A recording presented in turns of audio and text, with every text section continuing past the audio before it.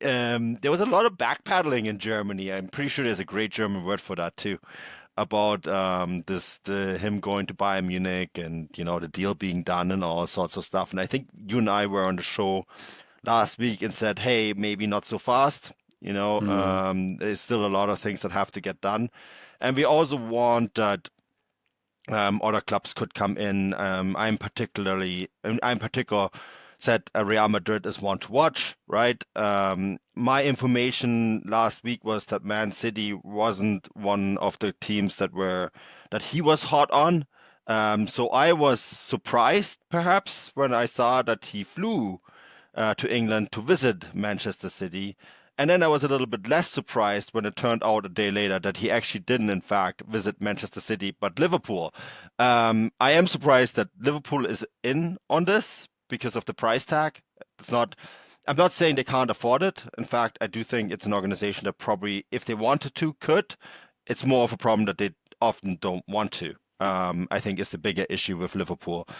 Um, I do also think why while Florian Wirtz is not necessarily high on Man City, the opposite isn't true. When it goes the other way. Man City is 100% very high on Florian Wirtz, and they could probably, meet Leverkusen's demands now if it comes to be. In fact, it sounds like, and maybe you want to pitch in on that, that Leverkusen already have approved a sale in the 150 million euro range, right? If that offer comes to be.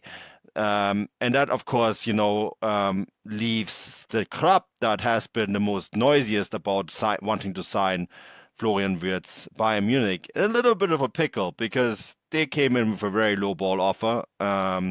They probably have the highest salary package to offer, although, that's not necessarily true either. So, it leaves us in a situation now where half of Germany's media said, except for Kicker, I need to point out Kicker were pretty accurate with the reporting on this, said that Florian Wirtz was going to Bayern, that personal terms were agreed and all that sort of stuff, to a situation where, oh, Bayern could really lose out on this guy. And in fact, that's the likely outcome here. Yeah, it's interesting how these stories do kind of change, and it's the kind of monotonous, kind of somewhat tedious nature of these kind of day-to-day transfer stories. We were kind of laughing at a Fabrizio Romano post yesterday about God Oh my knows God. what, and I said that's just 200 words of nothing. It's just it's like a daily blog of what the player's been up to that day. He could Yeah. consider this, he could do that, he might think about doing this one day. He once had a dream about doing this on his summer holidays. It's just absolute vague nonsense. But these guys have this kind of necessity to constantly churn out stuff. So sometimes there's nothing to say. But as we always say, even if there's no news, the newspapers still need to fill the column inches with something. And just because everything's digital doesn't mean everyone takes a day off. So yeah, there's a lot of noise right now, which we're obviously trying to cut through as the point of the show. It's what we try to do for our subscribers, obviously, and it is interesting to see the kind of nature of the stories about the Munich press in particular. Bild, I think, have perhaps been the most gung ho with their kind of Wirtz going to Bayern story. And I was reading today from them about how the reaction to their Friday story and how, after this, because on Friday they obviously dropped a big story saying that Wirtz had agreed to deal with Bayern. To which Leverkusen then went to Wirtz's dad and was like, "What's going on here?" And he said, "Oh, hey, chill out. It's not quite what what Bield have said. Blah blah blah." Hmm. Um, and yeah, I don't know what the German term is, but in English we would say a reverse ferret, um, which is a good question. What that comes from, I don't even know if I want to know where that comes from, but it's about the idea of like backing up. And Beale then brought out another story saying, "Oh well, if Bayern did want to sign him, they'd maybe have to sell these players, blah blah blah." But we've now got a new chapter in the saga, which is of course the story from Beale again, saying yes, Wirtz's representatives were in England, but they weren't there to see Manchester City. They were actually there to see Liverpool. And that adds a whole other dynamic to what's going on here because, if it's between Bayern and it's between Manchester City, maybe Real Madrid kind of lurking in the wings, then, you can understand why he would want to go to a club like Bayern Munich because obviously, from a sporting, historic, prestige Yeah. point of view, they've obviously got more cachet than Manchester City do. But a club like Liverpool could probably rival Bayern Munich in terms of their historic relevance, and maybe Hmm. Wirtz maybe grew up supporting. I don't know if he supported Liverpool by any means, but he probably as well. Obviously, idolized their players perhaps as much as maybe not as much as Bayern Munich players growing up in Germany, but he probably certainly would have known about them and stuff like that. So Mm. a move to Liverpool may appeal to him, and there's no doubt about it. And that's just something that Liverpool do have. So I can see why he'd be interested in Liverpool. They've obviously just won the Premier League. They've got Arne Slot in charge, who seems to be doing a pretty decent job there. They've got a good squad. They've got world class players. He obviously saw firsthand how good they are. I was at that game at Anfield early in the season when Liverpool completely tore Leverkusen apart. Mm. It was probably the first time I'd really seen, maybe Atalanta final aside, a team really dismantle that Leverkusen team the way that Liverpool did. So maybe that night he was like, "Wow, this is a really cool operation. These guys know what they're doing. I'd love to play for a team like this, or even play for a club like this." Mm. In terms of finances, I'm quite intrigued to see how Liverpool would get this one over the line. As far as I can tell, I have a thought, but go for it. I have a thought. okay, well, I'll give my thought, and then you can give your thought. Mm. We've actually on the subscriber chat been discussing like how much the likes of Bayern and Man City could offer. It would seem that we're talking about 500k a week. If Liverpool, I don't know if you heard that, that was my dog chasing pigeons in the back garden there. She's obviously furious at the thought. If Liverpool were to offer him that much, that would make him the top earner at Liverpool by Mm. quite a margin, I would say. More than Van Dijk, and I think more than they offered Trent Alexander-Arnold to stay, which I think is more around the 400, 450 mark. Also, the money that Liverpool they would have to pay to sign Wirtz this summer, which I'm still being told is 150 million euros, Mhm. is about twice Liverpool's record signing, which is Darwin Núñez, which stands about 85 million euros. Now, there are ways for Liverpool to afford Florian Wirtz. Number one, they've hardly spent any money since Arne Slot came in the door. They only spent about 30, 40 million euros, I think, on Federico Chiesa and the Georgian goalkeeper from Valencia, who joins the club this summer, but he only cost about 30 million. I think Chiesa's cost about 10 or 15 million. So they've got all of last season's, more or less all of last season's transfer budget still, in their back pocket. And there are players that they could or potentially would have to move on if they were to sign Florian Wirtz. Now, remember, Florian Wirtz predominantly plays as a left winger. In that Liverpool system, they don't really play with an out-and-out number 10. It's kind of like Szoboszlai sometimes, Gravenberch sometimes, McAllister sometimes. They're more of a kind of hard-working trio. So I would imagine Wirtz would play on that left wing, where they've got Cody Gakpo, they've got Diego Jota, they've got Darwin Núñez, they've got and Luis Diaz. And all four of them could be sold, or at least two of them could be sold. Darwin Núñez is expected to move on. I know he's technically a striker, but he can play on the left as well. There's been a lot of reports suggesting that Luis Diaz may be sold. And while Cody Gakpo is a decent player, he could probably still fetch a decent fee as well. So there are, to borrow a term from Spanish football, there are levers that Liverpool could pull if they wanted to kind of finance a move for Wirtz. And, it would be a marquee signing. There's no doubt about it. But that's a lot of ifs and buts we're talking about here, and they are competing against Manchester City and Bayern, who are probably in better financial situations to kind of maybe offer fees up front, or in terms of transfer fees, or offer better wages as well. So it's a lot of ifs and buts, but it's certainly very interesting. Well, then there could also be the Mo Salah Saudi Arabia aid package.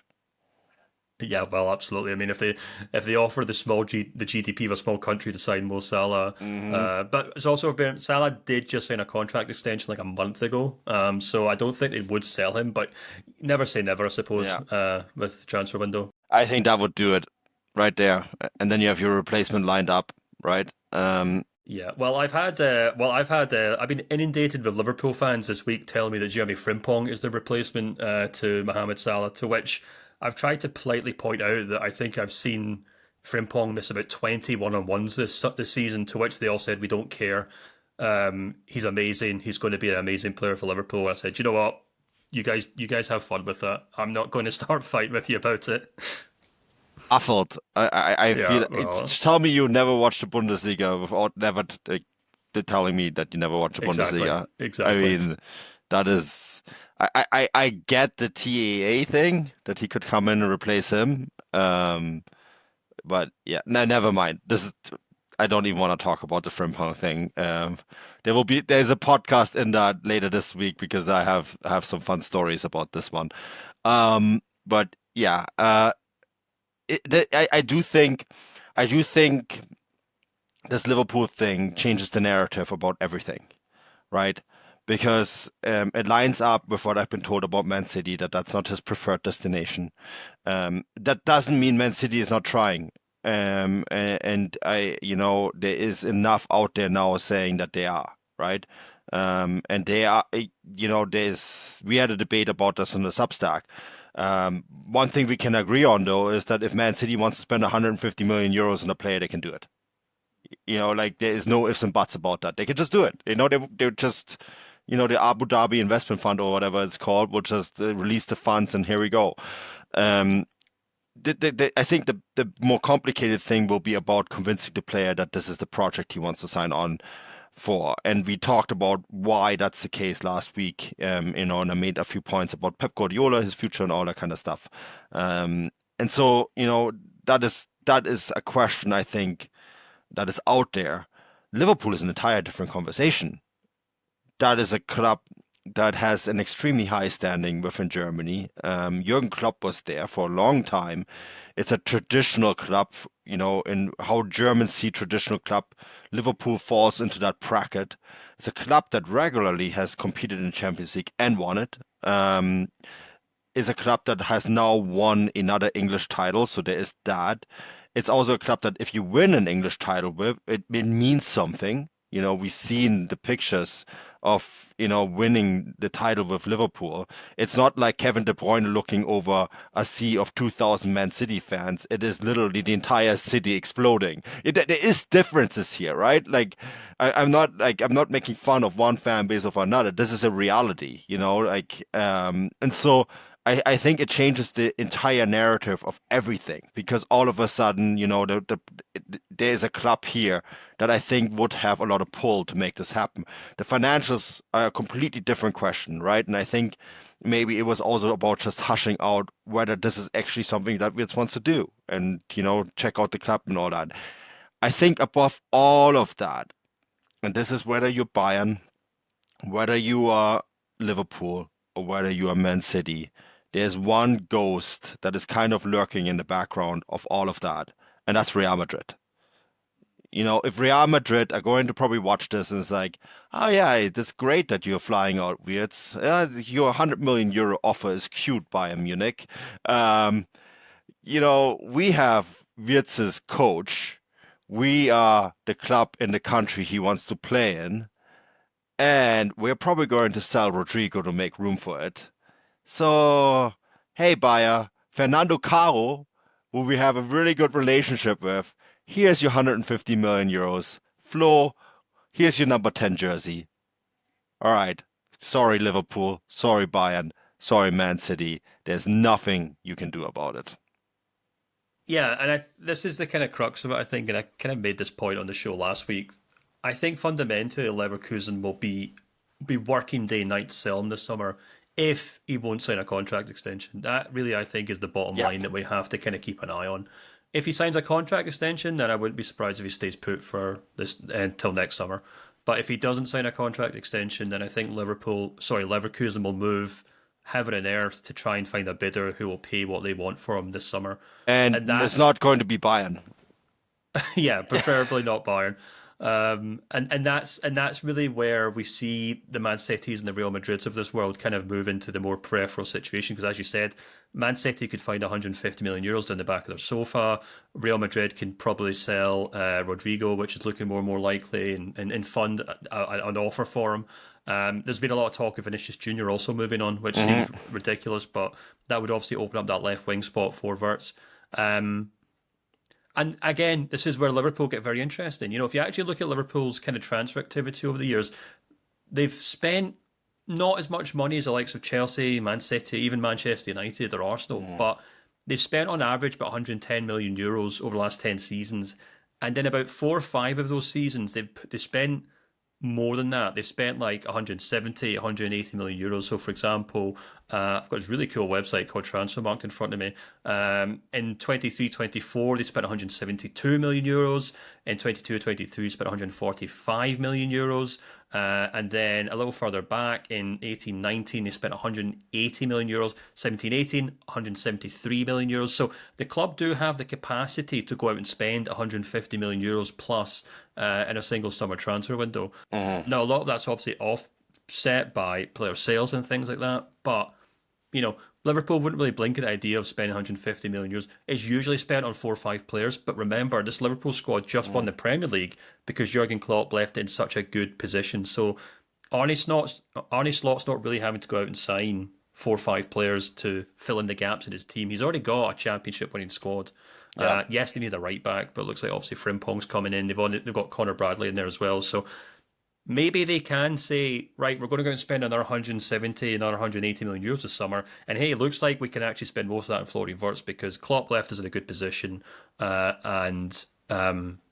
got players that we can move on, like Luis Diaz or, Darwin Núñez, etc. So that might put them in a good position. And then, as I said, if Liverpool shot up with 150 million euros this summer, then I think Leverkusen would be happy to sell them to them.